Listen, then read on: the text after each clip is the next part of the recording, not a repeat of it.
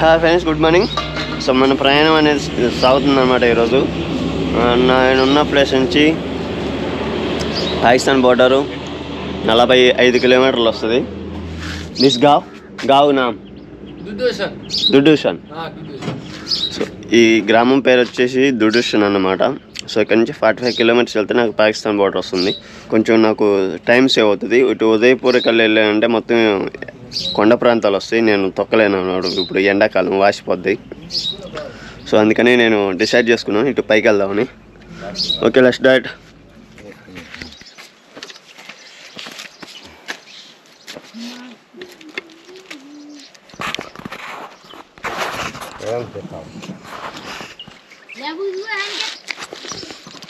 లింబు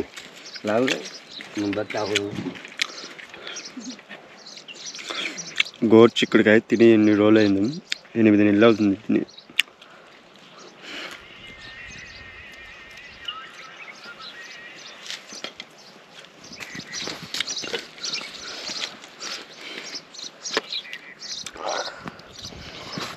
చాలా బాగుంది.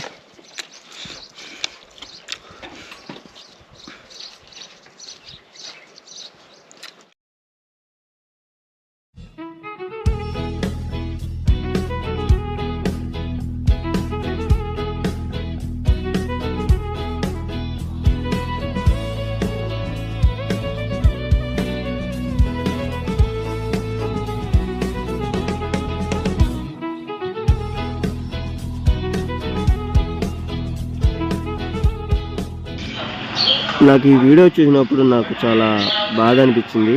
ఎందుకంటే నేను ప్రజెంట్ అయితే ఆర్మీ బేస్లో ఉన్నాను, నాడాబెట్లో ఉన్నాను అనమాట.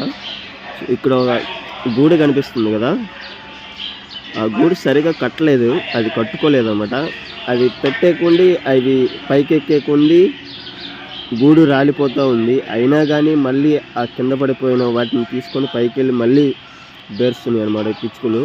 వీటిని చూసి మనం ఎంత కింద పడినా కానీ మళ్ళీ పైకి లేవాలనే ఉద్దేశంతో జీవితం అనేది సాగించినప్పుడే మనకి విజయం కలుగుతుందని గుడ్ మార్నింగ్. సో నేను ప్రజెంట్ అయితే ఇండో పాక్ బార్డర్ దగ్గర ఉన్నాను. నాన్బిట్ దగ్గర ఉన్నాను అనమాట. సో ఇక్కడ నుంచి బస్ ట్రావెల్ చేయాలి. సో ఇదే అనమాట బస్సు. సో నేను రిక్వెస్ట్ చేశాను, సార్ నా సైకిల్ తీసుకొని నేను వెళ్తానని, బట్ నో పర్మిషన్ అనమాట. సెక్యూరిటీ సిస్టమ్ చాలా టైట్గా ఉంది ఇక్కడ. సో పర్మిషన్ అనేది నేను చాలా బతిమలాడినా కానీ నాకు ఇవ్వలేదు. సో దాన్ని బట్టి మీరు అర్థం చేసుకోవచ్చు. ఈ బెల్ట్ ఒకటి వేసారు.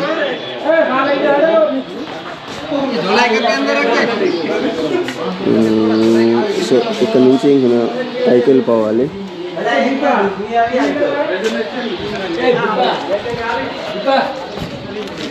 సో లాస్ట్ నైట్ నా దగ్గర ఛార్జింగ్ లేదు కాబట్టి నేను ఎక్కువగా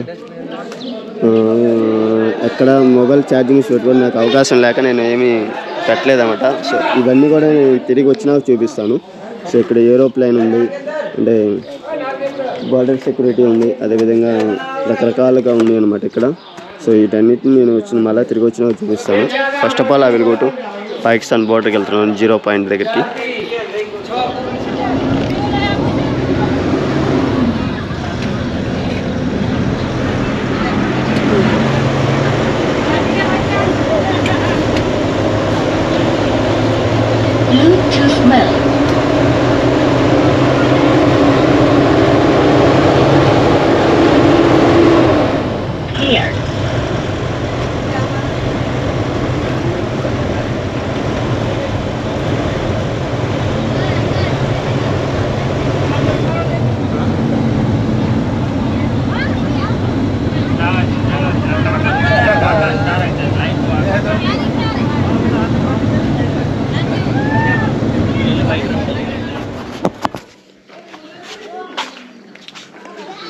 హే గైస్, సో ప్రజెంట్ అయితే నేను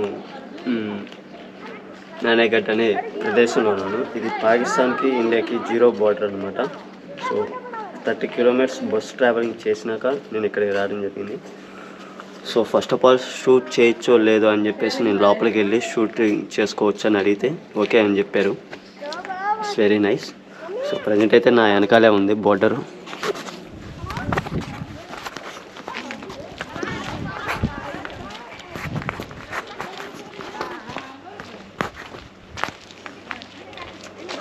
సో ఇది బార్డర్, మెయిన్ బార్డర్, ఇండియాకి సంబంధించినటువంటి, గుజరాత్కి సంబంధించినటువంటి బార్డర్ ఇది.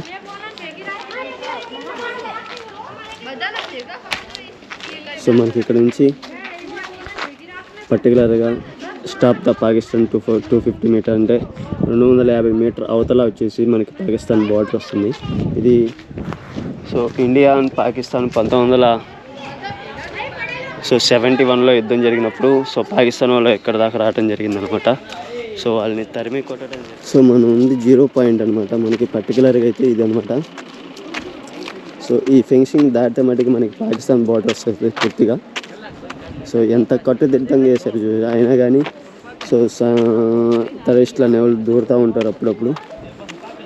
సో ఈ పాకిస్తాన్ బార్డర్ మొత్తాన్ని మన వాళ్ళు కరెంట్ ఫెన్సింగ్ చేద్దామని చూస్తున్నారు. సో కరెంట్ ఫెన్సింగ్ అంటే అది మామూలుగా కాదు.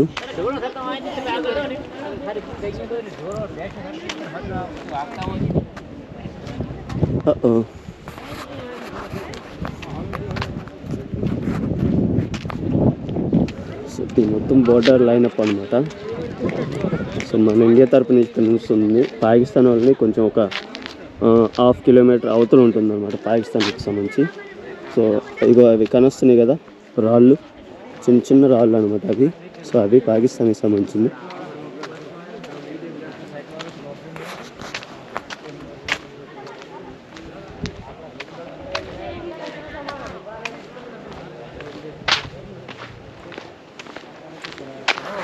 యాక్చువల్లీ నేను ఈ దోవనే రావాలి, బట్ నాకు పర్మిషన్ లేదు. నేను అప్పటికి బుజ్జిలో చాలా రిక్వెస్ట్ చేసి అడిగాను, madam madam madam madam madam అని రిక్వెస్ట్ చేసి ఎంత అడిగినా కానీ లేదు పొమ్మన్నారు ఒకటే మాట. సో రోడ్డు కూడా అంత సింగిల్ రోడ్ అనమాట ఇది, మొత్తం ఓన్లీ ఆర్మీ వెహికల్స్ తిరగడానికి మటుకే ఈ రోడ్డు మనకి వర్క్ చేస్తుంది. సో ఎటువంటి వెహికల్స్ తిరగవు అనమాట.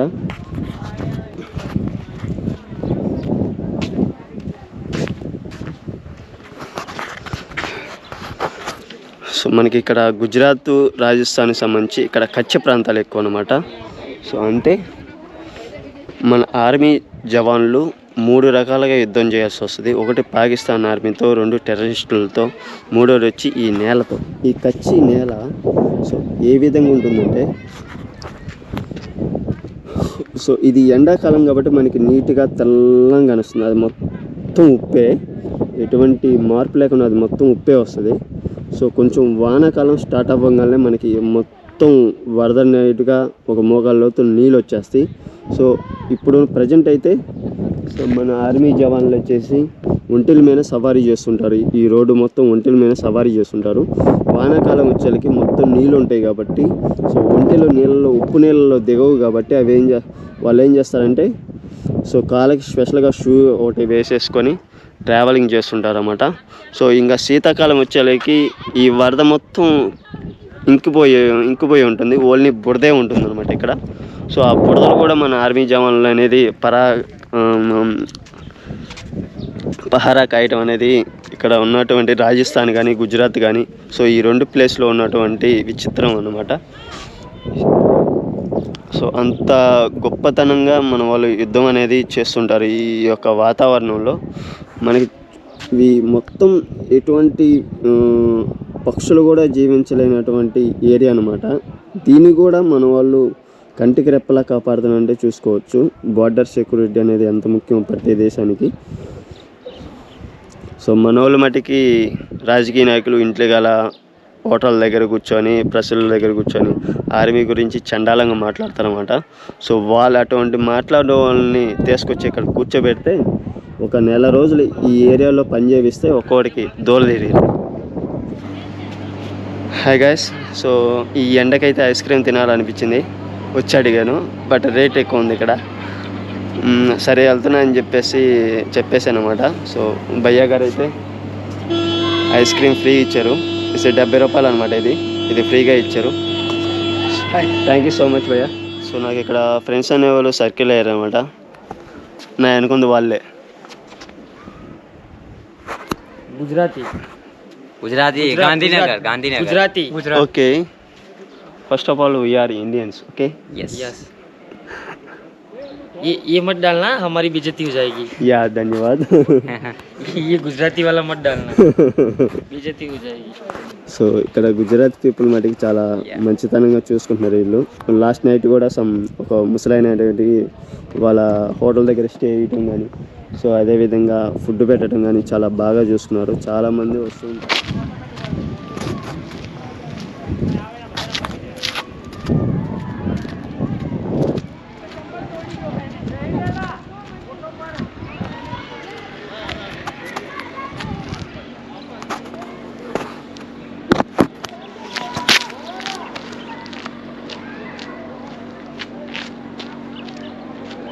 Is the Pakistan border, guys?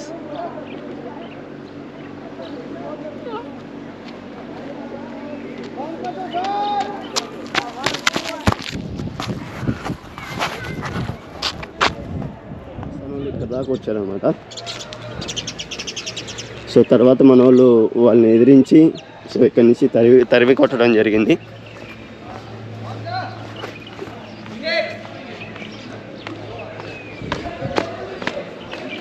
इसका ఎంట్రన్స్ ఐ డోంట్ నో, నాకు తెలియదు ఎలానో. इसका ఎంట్రీ అన్నమాట ఇది.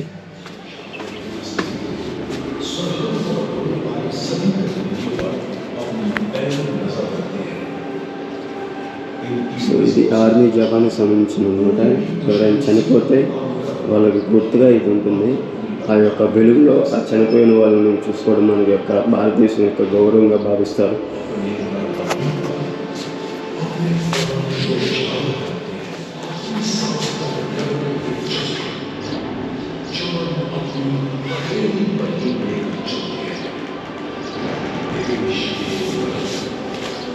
ధన్యవాదాలు.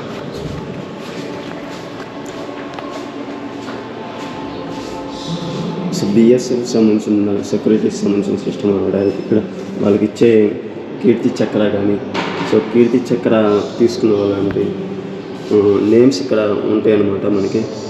సో టోటల్గా ఇక్కడ నుంచి ఈ బోటర్ నుంచి అంటే ఇక్కడ నుంచి కీర్తి చక్ర తీసుకున్న వాళ్ళు సో టోటల్గా 75లో ఒకరు, 2003లో ఒకరు, 2003, 2004, 75, 2003, 2004 తీసుకున్నటువంటి కీర్తి చక్ర తీసుకున్నటువంటి వాళ్ళ పేర్లు ఉంటాయి.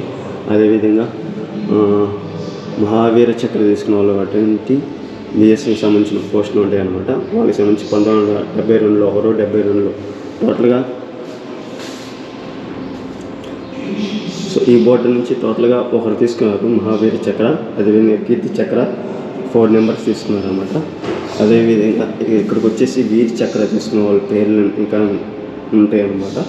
సో వీళ్ళందరూ భారతదేశం కోసం చనిపోయినటువంటి వాళ్ళు. అదేవిధంగా ఇది వీర చక్రకు సంబంధించిన వాళ్ళు అనమాట.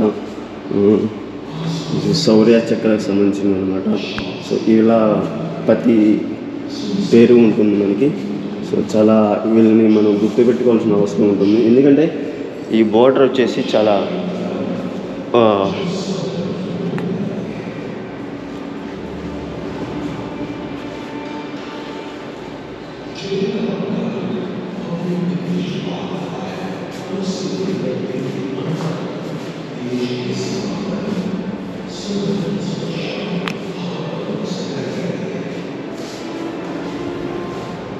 సో చాలా ప్రతిష్టాత్మకమైన బోర్డర్ అనమాట ఇది మనకి గుజరాత్లో.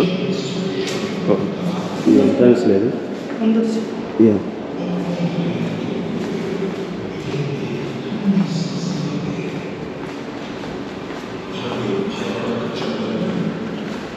दहशत से गुरेज करते हैं देश के ये प्रहरी जो सरहद की ओर निकलते हैं।